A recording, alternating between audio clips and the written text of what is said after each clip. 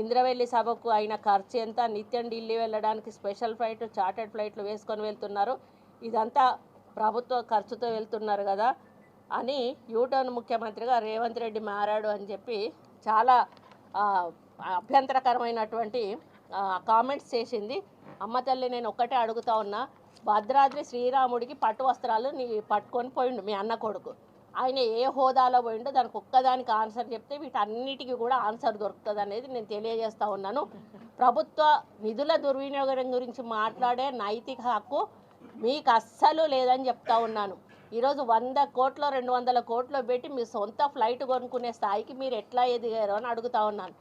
అమెరికాలో అంట్లు దోమికున్నటోళ్ళు వచ్చి ఈరోజు తెలంగాణ ప్రజల సొమ్మును దోసుకొని తిని కోట్ల రూపాయలు కోట్లకు పడగలెత్తి ఈరోజు ప్రజాధనాన్ని దుర్వినియోగం చేసింది మీరు కాదా అని చెప్పి అడుగుతా ఉన్నాను.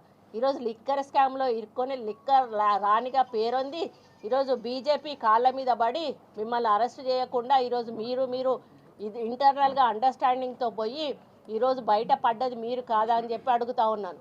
కాబట్టి కాంగ్రెస్ పార్టీని ఈరోజు ప్రజలు విశ్వసించారు, మిమ్మల్ని బీజేపీ పార్టీని నమ్మలేదు కాబట్టే, మీరు చేసే మోసాలు గుర్తించారు కాబట్టే, మీరు చేస్తున్న ప్రజాధనం యొక్క దుర్వినియోగాన్ని గుర్తించారు కాబట్టే, పేదల గురించి పట్టించుకోవడం లేదు కాబట్టే ఈరోజు పేదల పాలన అంటే కాంగ్రెస్ పార్టీ ద్వారానే అవుతుందని వాళ్ళు తెలుసుకున్నారు కాబట్టి ఈరోజు కాంగ్రెస్ పార్టీని అధికారంలోకి తీసుకొచ్చారు. మళ్ళీ కూడా పార్లమెంట్ ఎన్నికలు రాబోతూ ఉన్నాయి.